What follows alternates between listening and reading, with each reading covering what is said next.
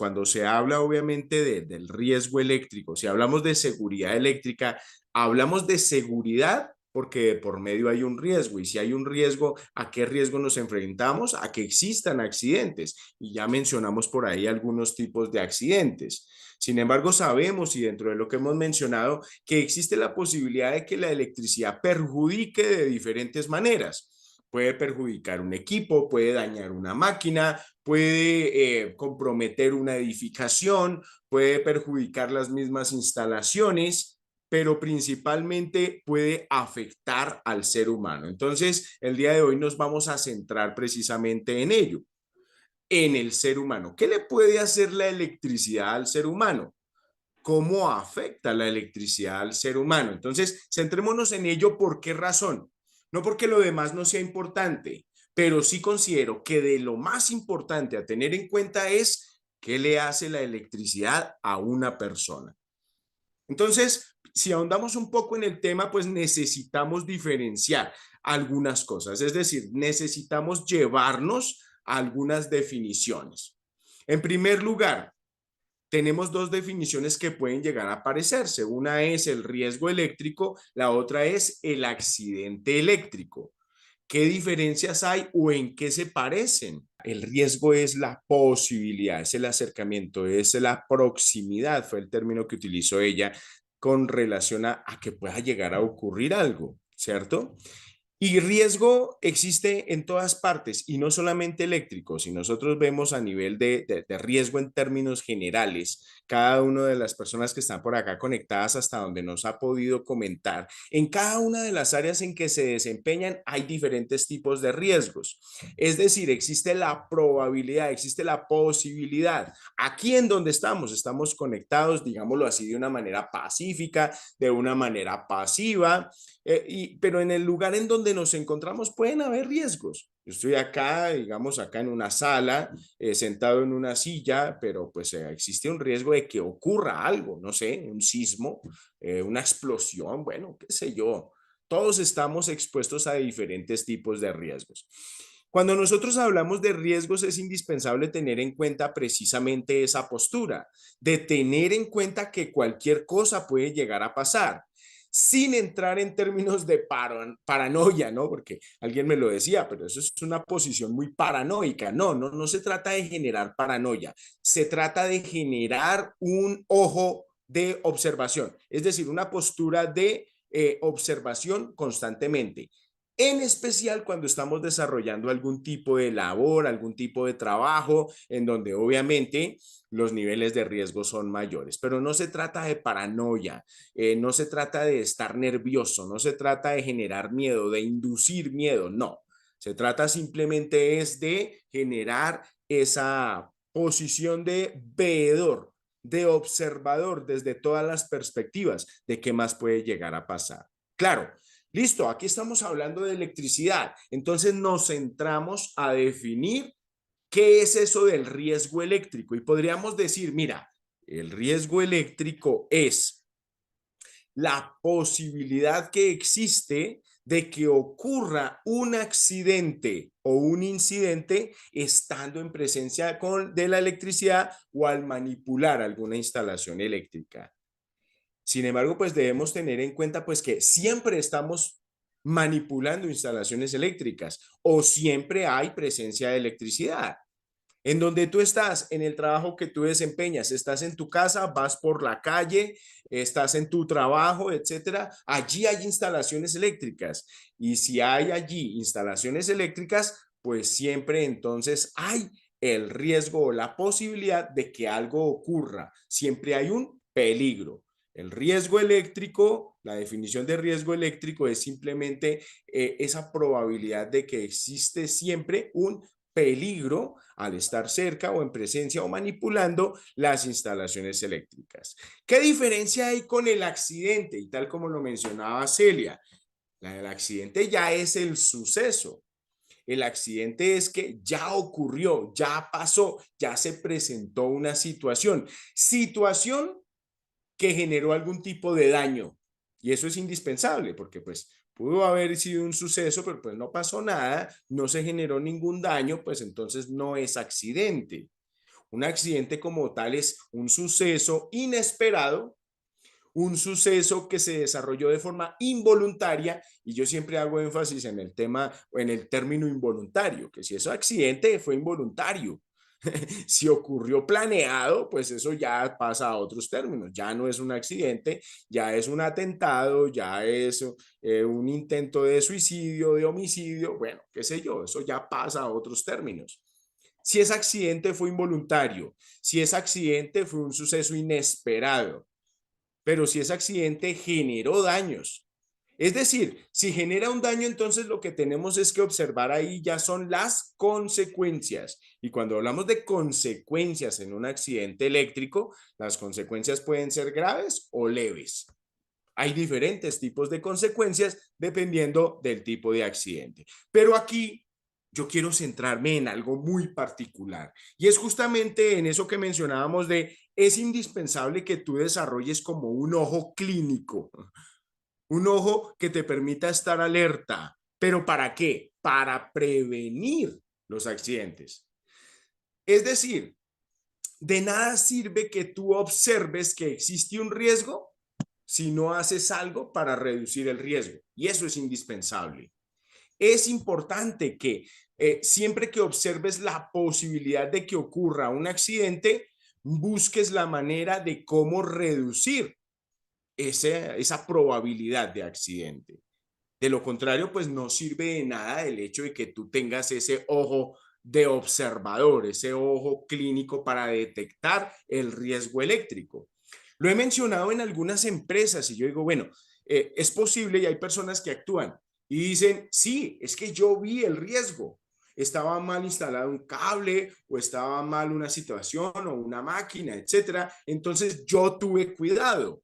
Yo pasé por un ladito, yo actué de cierta manera. Pero si esa persona no avisa a nadie, si no mira la manera de reducir el riesgo o eliminar ese riesgo, pues entonces le está permitiendo a otra persona que vaya y sufra ese accidente. Porque pueden haber otras personas que llegan posteriormente a hacer un trabajo similar o a la misma área que no tienen esa misma capacidad que tú tienes de observar el riesgo y esa persona sí sufre el accidente. Entonces, nuevamente, a lo que voy es a que si tú detectas un riesgo, la presencia de un riesgo, hay que tomar acción. ¿Y cómo se toma acción? Dependiendo del protocolo que haya en la empresa, dependiendo del lugar en el que te encuentres, dependiendo de la situación. En algunas empresas le llaman, hay que levantar la mano, hay que hacer una observación, hay que hacer un llamado, hay que generar una anotación, etcétera. Pero algo debemos hacer, hay que tomar acción a la hora de que nosotros observamos que hay presencia de ese riesgo para evitar precisamente que pase a esta segunda instancia. ¿Y cuál es esa segunda instancia? Pues que ocurran obviamente los accidentes. ¿Bien?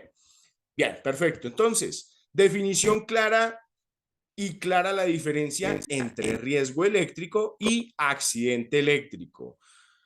Cuando hablamos de las normas internacionales, hablando precisamente de lo que le puede llegar a pasar al cuerpo de una persona, pues resaltan estos dos términos. Algo de lo que le puede llegar a ocurrir a una persona en términos del contacto con la electricidad es que la persona pueda sufrir una electrización o que la persona pueda sufrir una electrocución. Si vamos a definir qué es electrización, esta primera, electrización realmente es el paso de electricidad a través del cuerpo. Independientemente de la zona, la persona siente que pasa la electricidad pasa a través del cuerpo de una persona. Si pasa de manera involuntaria, de manera instantánea, ¿cierto? Pues entonces es un accidente, ¿sí? Yo no quería que me pasara electricidad, pero la electricidad pasó por mi cuerpo. A eso le llamamos electrización. Repito, la definición quedaría como paso de electricidad a través del cuerpo de una persona. La electrocución se define como paso de la electricidad a través del cuerpo de una persona causándole la muerte. ¿De acuerdo? Cuando nosotros hablamos de electrocución, ya estamos hablando de muerte. Entonces hay una pequeña diferencia, bueno, Pequeña, pequeña entre pequeña. comillas, ¿cierto? Pequeña en términos de texto, de definición, pero realmente Mamá. en términos de consecuencias, pues obviamente es bastante significativo, ¿vale? Zulema, tienes tu micrófono abierto. ¿Deseas comentar algo?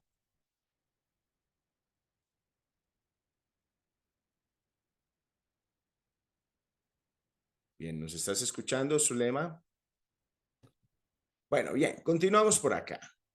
Decimos entonces electrización o electrocución. Es el paso de la electricidad a través del cuerpo de una persona. Uno de ellos, pues, digamos que queda contando el cuento, el otro no. El otro simplemente, pues, hay de por medio muerte.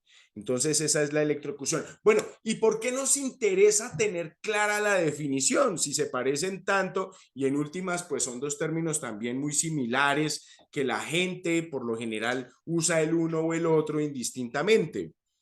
Realmente es muy importante. Mira, imagínate que tú estás haciendo un informe allá en el evento que hayas presentado, en el trabajo que tú realizas, se presentó una situación y tú tienes que hacer un informe para redactar los sucesos.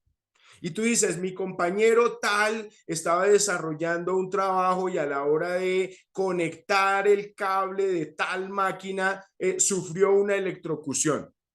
Si tú dices sufrió una electrocución, pues estás contando ya el hecho de que la persona murió. Diferente decir, sufrió una electrización y pues bueno, cayó al suelo, hubo que llevarlo al hospital, bueno, qué sé yo. Pero sí hay una gran diferencia entre las dos definiciones. Y esto nos lo explica precisamente las normas internacionales, lo cual hay que tener en cuenta. Pero bien, ¿por qué una persona sufriría una electrización o por qué una persona sufriría una electrocución? En primer lugar, nosotros debemos tener en cuenta que nuestro cuerpo es muy conductor. Nuestro cuerpo es muy conductor y al ser tan buen conductor de la electricidad, pues también somos muy vulnerables. ¿Por qué somos tan vulnerables a la electricidad? Precisamente por eso, porque nuestro cuerpo permite con facilidad el paso de la electricidad a través de nuestro cuerpo. Teniendo en cuenta que una persona puede sufrir electrización o electrocución, ¿cierto? Sabemos obviamente que hay diferentes formas a través de las cuales una persona puede sufrir un accidente eléctrico.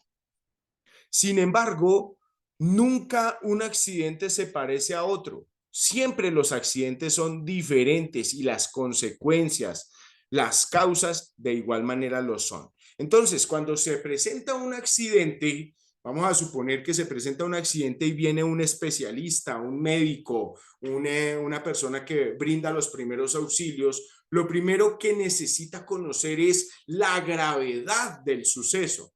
¿Qué tan grave o qué tan leve puede llegar a ser el accidente para poder analizar las consecuencias? Y cuando nosotros analizamos las consecuencias, debemos analizar primero que todo la gravedad dentro de tres factores. Entonces, atento aquí a cuáles son esos tres factores. Tres factores a través de los cuales podemos determinar si un accidente es grave o es leve. El primero nos dice entonces que un accidente puede ser grave o puede ser leve dependiendo de la cantidad de corriente. Ese sería el primer factor. Un accidente es grave o leve dependiendo de la cantidad de corriente. Si recordamos un poco, en especial para las personas que apenas se van metiendo en estos temas de electricidad, recordemos que corriente fue una de las magnitudes que mencionamos como importantes a la hora de analizar magnitudes eléctricas. Cantidad de corriente, unidad de medida de la corriente, ¿cuál es? El amperio. En últimas, lo que estamos diciendo es cuántos amperios pasaron a través del cuerpo de la persona. Cuando a mayor cantidad de corriente, y este digamos es uno de los factores importantes a tener en cuenta para poder definir si un accidente es grave o el accidente es leve, ¿cuántos amperios pasaron? A mayor cantidad de amperios, a mayor cantidad de corriente, el accidente es mucho más grave. A menor cantidad de corriente, pues podríamos decir que el accidente es más leve. Entonces, cantidad de corriente, uno de los principales factores a tener en cuenta cuando analizamos la gravedad de un accidente. Corriente, tengámoslo presente en términos de amperios, unidad de medida de la corriente, los amperios. Un segundo factor que me determina la gravedad de un accidente es el tiempo de contacto. Entonces, tiempo de contacto. ¿Cuánto tiempo estuvo una persona conectada al circuito? ¿Cuánto tiempo estuvo una persona en contacto con la electricidad? Y cuando hablamos de tiempos con relación a la electricidad, realmente no es que sean tiempos tan amplios. Un segundo ya puede ser un tiempo bastante amplio para que se generen muchos daños en el cuerpo. Y estoy hablando de un segundo. ¿Qué significa un segundo habitualmente para una persona? Nada. Pero un segundo para una persona que está en contacto con la electricidad es mucho. Entonces, pues obviamente nosotros podríamos decir, bueno, ¿y por qué hablamos entonces del tiempo si realmente pues es algo, es un factor que nosotros no podemos controlar? Se puede controlar a través de dispositivos de seguridad. Ahí es donde nosotros hablamos de la importancia de con qué velocidad se dispara una protección. Por ejemplo, hay protecciones que se disparan en segundos, hay protecciones que se disparan en décimas de segundos, hay protecciones que se disparan en nanosegundos. Entonces, claro, ahí el tiempo es fundamental. ¿Cuánto tiempo estuvo una persona en contacto con la electricidad? Eso nos hace también muy vulnerables. Estamos hablando de la vulnerabilidad que como seres humanos tenemos frente a la electricidad. Somos vulnerables porque somos muy buenos conductores, pero somos mucho más vulnerables porque frente a la electricidad somos muy lentos. O mejor, la electricidad es muy veloz. La electricidad es supremamente rápida. La velocidad de la electricidad es casi la velocidad de la luz. La velocidad de la luz es un poco mayor, son 360.000 kilómetros por segundo. La velocidad de la electricidad son 300.000 kilómetros por segundo. Mira, yo quiero que te quedes aquí conmigo un momento para examinar esta analogía con relación a la velocidad de la electricidad, para que seamos un poco conscientes de lo vulnerables que somos frente a ello. Yo generalmente hago esta comparación para que veamos realmente qué tan rápidos podemos ser frente a la electricidad o qué tan rápida es la electricidad con respecto a la velocidad que nosotros mismos tenemos. Cuando hablamos de velocidad, digamos que lo más rápido en contacto con el ser humano son, digamos, algunos vehículos. Sí, a mí me gusta, por ejemplo, ver la Fórmula 1, ver las carreras de la Fórmula 1. Y si tú sabes y sigues un poco de las carreras de la Fórmula 1, sabes que un vehículo de Fórmula 1 aproximadamente viaja a 300 kilómetros por hora, no por segundo, por hora. ¿Listo? ¿Me sigues? 300 kilómetros por hora. Hasta esta imagen mental. Imagínate que estás al borde de la pista, allá, en el circuito en donde están los carros de Fórmula 1. ¡Miau, miau, miau! Pasan a toda velocidad. Tú estás al borde de la pista y necesitas pasar al otro lado de la pista. Y arrancas a correr y volteas a mirar y ves que viene un carro a toda velocidad, 300 kilómetros por hora. ¿Tú crees que alcanzas a pasar?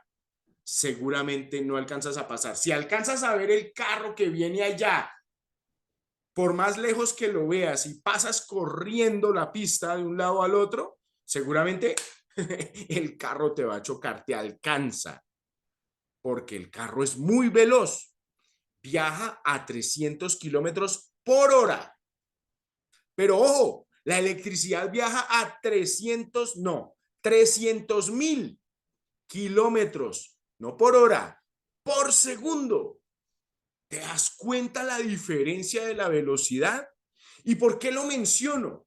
Porque es que cuando nosotros nos damos cuenta que somos supremamente lentos frente a la velocidad que tiene la electricidad, pues entonces no jugamos con la electricidad.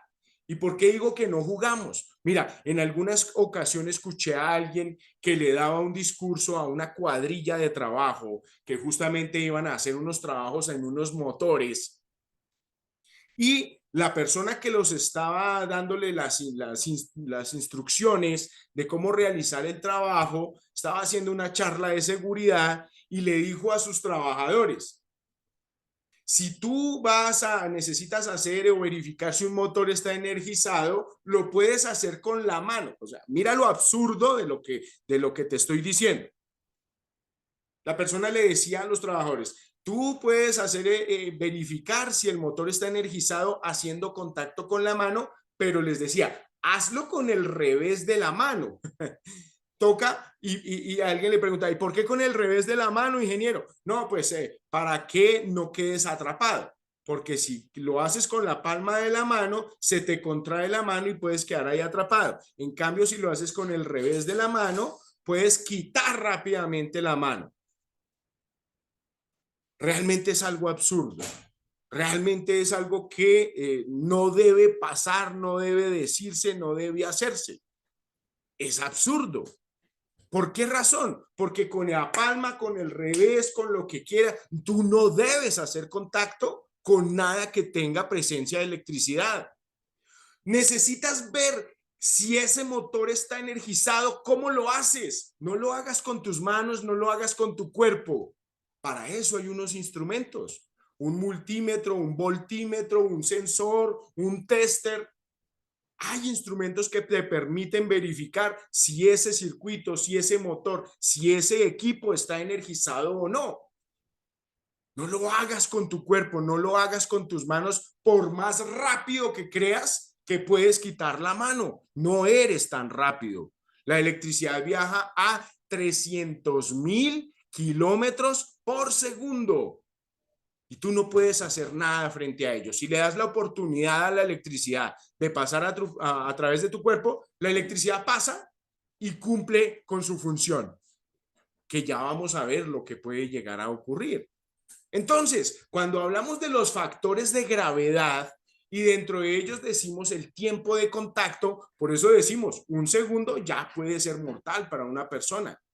2 segundos, 5 segundos en contacto con la electricidad, teniendo en cuenta que entre más tiempo pasa la persona en contacto con la electricidad, más graves son las consecuencias, ¿vale? Mencionamos entonces de momento 2 factores, cantidad de corriente, que ya sabemos que estamos hablando de amperios, tiempo de contacto, que ya sabemos que muy pequeños segundos, muy pocos segundos pueden llegar a afectar bastante a la persona. Y tenemos un tercer factor, y ese tercer factor es el recorrido. ¿A qué hace referencia el recorrido? Cuando hablamos del recorrido, estamos hablando de qué camino tomó la corriente a través del cuerpo de la persona, por dónde pasó, por dónde circuló. Pudo haber entrado por la mano derecha y salir por la mano izquierda, pudo haber entrado por la cabeza, salir por los pies, pudo haber entrado por la mano izquierda, salir por la pierna derecha. Pueden haber muchos recorridos, teniendo en cuenta que siempre hay un punto de entrada y un punto de salida para la corriente. Eso marca un recorrido. Lo que debemos tener en cuenta es que los recorridos más peligrosos son los que terminan de pronto tocando en su recorrido, tocan el corazón. ¿Y qué tiene que ver con el corazón? ¿Por qué el corazón hace parte de nuestro foco, diciéndolo que es como lo más importante? Yo genero la inquietud porque generalmente escucho, me dicen, bueno, pero es que todos los órganos del cuerpo son importantes, todos los órganos del cuerpo son delicados. ¿Por qué hacemos énfasis con el corazón? Y es muy cierto, todos los órganos y todos los sistemas del cuerpo son importantes.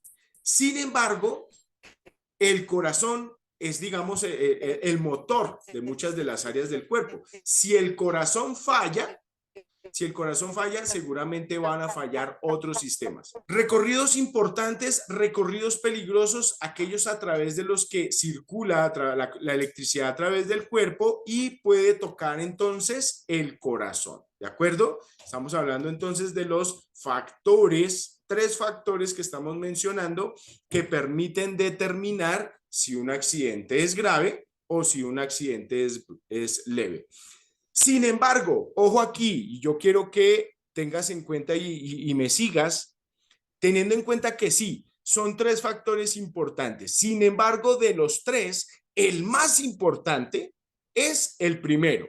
Es la cantidad de corriente la que genera cambios a nivel biológico, cambios fisiológicos en la persona que puede sufrir un accidente. Y dependiendo del nivel de corriente, podemos clasificar los efectos fisiológicos en cuatro grupos, en cuatro zonas. Yo quiero que te conectes aquí conmigo porque esta parte es fundamental para entender realmente con respecto a esos efectos fisiológicos y lo que puede llegar a hacerle la electricidad al cuerpo, dependiendo del nivel de corriente. Vamos a pensar que una persona sufre una descarga eléctrica, entra en contacto con la electricidad, pero la cantidad de corriente que pasa a través de su cuerpo es una pequeña cantidad. Si la corriente es baja, es decir, digámoslo así, son poquitos amperios, si son poquitos amperios, pues entonces decimos que esa persona se encuentra en zona de seguridad. ¿Qué sucede entonces en la zona de seguridad? La zona de seguridad se describe precisamente aquella persona que entró en contacto con la electricidad y simplemente se venció el umbral de percepción. Y pues digamos que no se genera ningún efecto fisiológico dañino o perjudicial. Solamente la persona está sintiendo la electricidad, ¿de acuerdo? La persona está sintiendo la electricidad, por lo tanto, pues podríamos decir entonces que no se genera ningún daño. Se siente ese leve hormigueo, esa pequeña sensación que yo creo que en algún momento todos hemos estado en contacto con la electricidad, esa pequeña cantidad de electricidad leve, entonces lo decimos allí, es la zona de seguridad. Zona de seguridad, una pequeña cantidad de corriente. Si la corriente es mayor, vamos a suponer que la persona está haciendo contacto con la electricidad a través de sus manos, por alguna u otra razón. Yo menciono las manos porque cuando se desarrollan trabajos eléctricos, son las manos las que más se exponen al contacto con la electricidad. Entonces, si la persona está en contacto con la electricidad a través de sus manos, y la corriente es un poco mayor, la persona entra en zona de tetanización. ¿En qué consiste? En que la persona empieza a ofrecer una resistencia involuntaria a soltarse de la red. ¿Qué significa eso? Que se genera una contracción involuntaria. La persona quiere abrir sus manos, pero no puede. La persona quiere soltar los cables, por ejemplo, si está haciendo contacto con cables, la persona quisiera abrir sus manos para soltar los cables, pero no puede. ¿Por qué razón? Porque está sufriendo una contracción involuntaria, una rigidez en su sistema muscular. Y a eso es a lo que le llamamos tetanización muscular. Una contracción involuntaria y a mayor cantidad de corriente está pasando a través del cuerpo de la persona, la rigidez es mayor, la contracción es más fuerte y se genera una sensación de dolor intensa, en especial en las manos, en los músculos de las manos y los brazos. Claro, hay otras zonas del cuerpo que se ven involucradas dependiendo de la cantidad de corriente. La persona, por ejemplo, se quiere mover, quiere desplazarse, quiere quitarse y no puede. ¿Por qué? Porque está paralizado debido a que el movimiento en su cuerpo se puede dar es gracias a los músculos y sus músculos en ese momento están contraídos por la electricidad. Su sistema muscular está controlado por el flujo eléctrico. Entonces a eso es a lo que le llamamos tetanización. Hay personas que pasan a través de esa zona de tetanización, han sufrido esa descarga eléctrica y cuando cuentan lo sucedido, dicen que es como si hubieran sufrido una golpiza, es como si hubieran hecho ejercicio excesivo, caen completamente desgonzadas, cansadas, sin ningún aliento, sin ninguna fuerza porque su sistema muscular se vio realmente muy afectado debido a tanta contracción. Entonces, esa sensación obviamente es una sensación, digamos que eh, maluca, es una sensación fea, es una sensación de acuerdo pues a lo que cuentan las personas que han tenido la oportunidad de sufrir algún tipo de estas descargas. Zona de tetanización. Debemos romper como con la idea de que fue que quedó pegada por el campo magnético o por la atracción de cargas. No, no, no sucede nada de eso. Nosotros no somos materiales metálicos como para tener ese tipo de efectos en nuestro cuerpo. Realmente lo que sucede es que la persona se queda es paralizada. Hay personas que dicen, mira, es que el cable estaba pasando por acá, ¿cierto? Y él lo único que tenía que hacer era como retirarse un poco. Ah, pero no se pudo retirar porque no se podía mover. Su cuerpo estaba controlado por la electricidad, por el paso de la electricidad. A eso es entonces a lo que le llamamos la zona de tetanización. Es justamente entonces esa contracción involuntaria de los músculos, que es una sensación que a mayor cantidad de corriente se genera una sensación dolorosa, una sensación muy incómoda, de acuerdo pues obviamente a la cantidad de corriente que va circulando. Tenemos entonces dos zonas, zona de seguridad, una corriente pequeña, si es una corriente un poco más alta, ya pasa a una zona de tetanización. Ahora, si la corriente es aún mayor, entonces pasa a una tercera zona, que es la que llamamos la zona de fibrilación ventricular. ¿Qué es lo que sucede? Acá en este caso, si la corriente es mayor, lo que pasa con la persona accidentada, con la persona que está sufriendo la descarga eléctrica, es que la caja torácica de la persona se contrae también.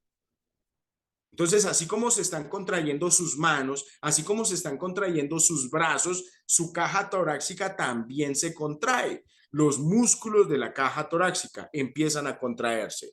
Ahora, ¿qué queda en la caja torácica? Principalmente los pulmones. Y si la caja torácica se está cerrando, los pulmones de igual manera se están contrayendo.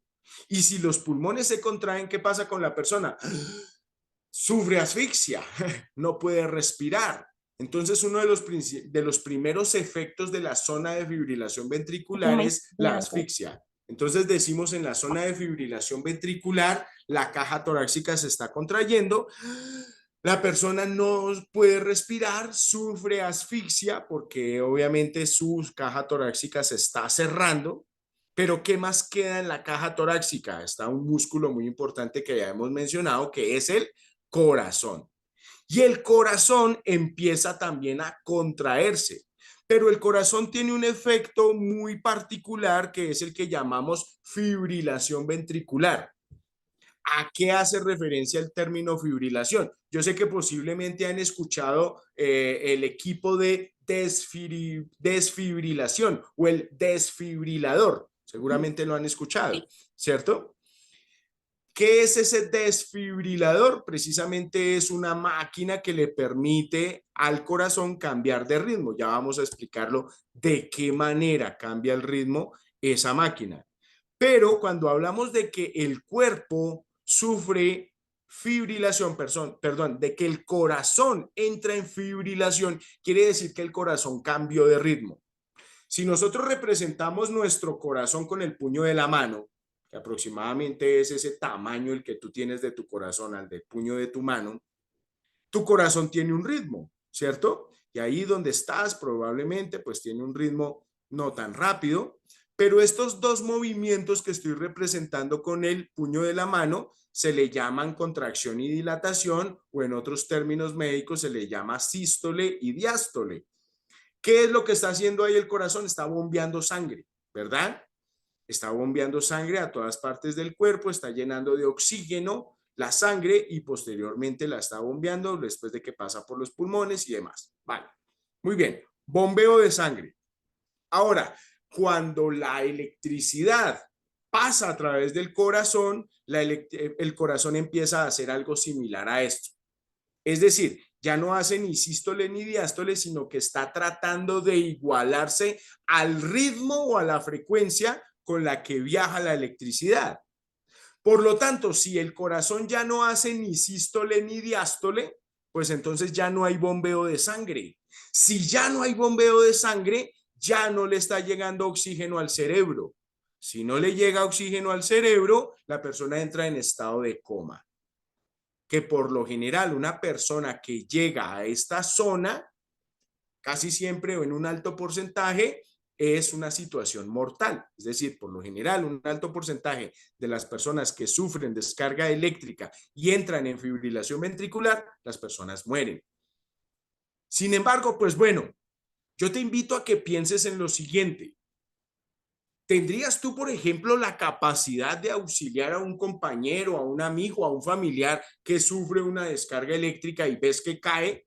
Después de observar esto, podemos analizar, uy, la persona sufrió una descarga eléctrica, cayó al suelo, seguramente está teniendo un paro cardiorrespiratorio, y menciono los dos, es decir, tanto el corazón como los pulmones se están quedando quietos. ¿Tienes la capacidad de reanimarlo? ¿Tienes la capacidad de auxiliarlo? ¿Estarías en capacidad realmente de poder, no sé, reanimar a esa persona? Bien, lo pregunto por qué razón. Porque es que conozco de muchas situaciones en donde la persona, en medio del susto, en medio del miedo, va a auxiliar a una persona, quiere hacerle un masaje cardiopulmonar, ¿cierto? Un masaje cardíaco, se exceden en fuerza porque están muy nerviosas, se exceden en fuerza, parten una costilla, perforan un pulmón y terminan pues, de perjudicar al paciente, al accidentado.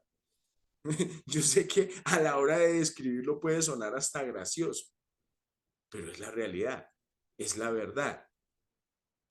Y en lugar de salvar una vida, podemos perjudicar mucho más la vida de esa persona. Entonces, mencionábamos hace un momento el uso del equipo desfibrilador. ¿Y qué es lo que hace un desfibrilador? Y a veces me dicen, pero si se usa ahí un desfibrilador. Resulta que una persona acaba de sufrir una descarga eléctrica y su corazón se paró. Ahora vamos a utilizar un equipo para generarle una descarga eléctrica para reanimar el corazón. Pues suena como irónico y lógico, pero es así. Claro, si el corazón está tratando se está quedando quieto o de pronto ya se detuvo por completo, el desfibrilador lo que hace es generar unas descargas eléctricas controladas directas al corazón. De tal manera que busca que el corazón haga esto, se contraiga de una manera muy fuerte y al soltarlo trate de volver a coger el ritmo, ¿cierto? Que se reanime y vuelva otra vez a hacer sístole y diástole. Entonces, obviamente que se genera una descarga eléctrica, lo llaman a cierta cantidad de joules para poder obviamente generar esa contracción fuerte, pero buscando obviamente que el corazón se reanime. Entonces es desfibrilar, sacarlo de esa quietud, sacarlo de ese ritmo que no le sirve. Entonces, pues bueno, mencionamos estos aspectos y yo busco obviamente que tú te inquietes con respecto a ello, teniendo en cuenta pues obviamente que cualquier persona a nuestro alrededor puede llegar a sufrir un accidente y la vida de esa persona puede depender de estar en nuestras manos, de salvarle la vida o no.